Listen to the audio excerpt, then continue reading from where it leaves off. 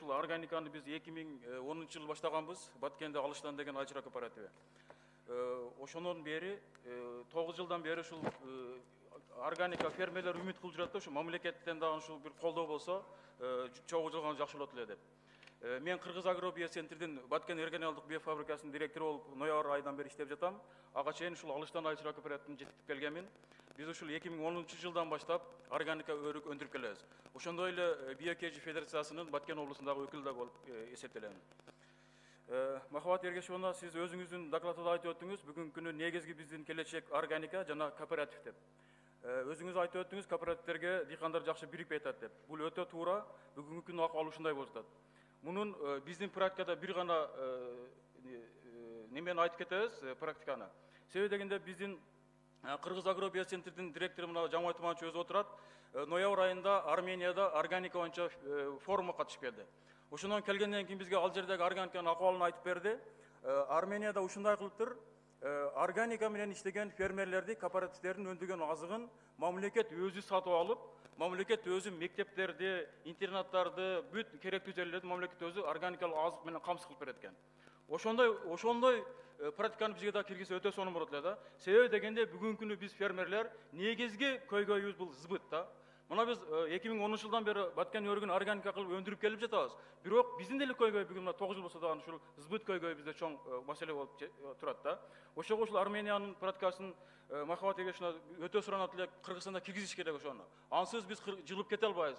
Качан сбыт болсо, эгерде кооператив иштесе, өндүргөн азыгы сатылып сбыт болуп турса, биздин фермерлер бүгүнкү күнү толук кошулганга даяр да. Ансыз кооперативде жылдырып кеткенге мүмкүнчүлүгүбүз өтө аз болуп атат бизде бүгүнкү күнү.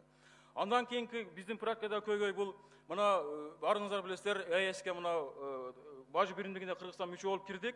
Бирок бүгүнкү күнү ошол ЭСтин талабына ылайык азык өндүрө албай атабыз. Себеби дегенде ЭСтин талабы бүгүнкү күнү атайын цех болуш керек ар бир жерде. Ошол цехте хас стандарт болуш керек. Хас стандарт менен өндүрүлгөн азык гана экспортко чыгат экен да. Ансыз жанагы ЭСтин талабы боюнча өндүрүлгөн азык экспортко чыкканга, сатылганга уруксат жок экен. Керек болсо штраф төлөйт экенбиз да.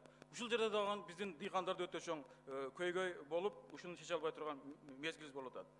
Кийинкиси сертификация. Органика сертификатын бере турган уюм жок экен Кыргызстанда. Биз мына өрүккө алып жүрдүк, биз мына эл аралык уюмдардын колдоосу менен биринчи бизди Хелветас уюму колдоп келди.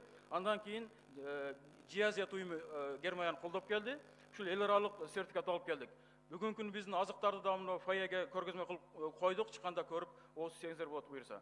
Эми бу жердеги биздин фермерлердин көйгөйү бул сертификация бүгүнкү күнү 8.000–9 000 евро турат да. Муну биз төлөгөнгө мүмкүнчүлүгүбүз жок. Өткөн жылы Баткен облусунан Жиазет проект бүтүп кетип калды. Мына биз азыркы мезгилде сертификатыбыз жок, отурабыз да.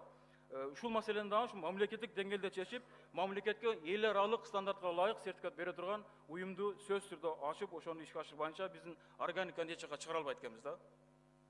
Кийинки биздин көйгөйүбүз бул кредит маселеси.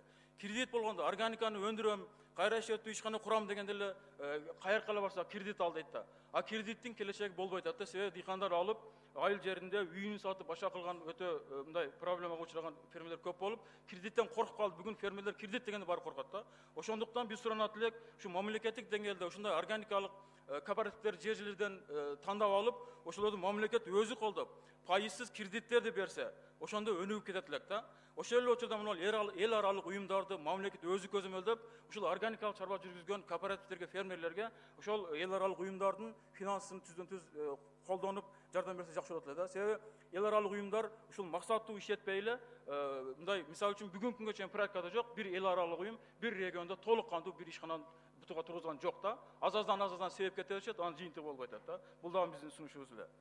Андан сырткары бүгүнкү күндөгү акыбал бүт регион боюнча дүкөндөргө, супермаркеттерге кирсеңиз, азыктар көбөйүп кетти. Органика, био, толтура болуп кетти да, натурал деп. Бирок аны көзөмөлдөгөн уюм жок болуп атат бүгүнкү күнү.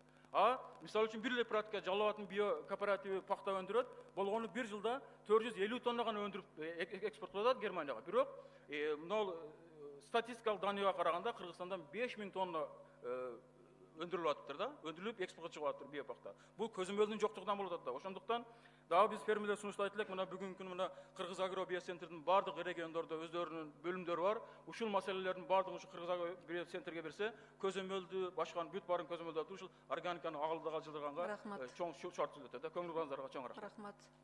Sunuşunuzga.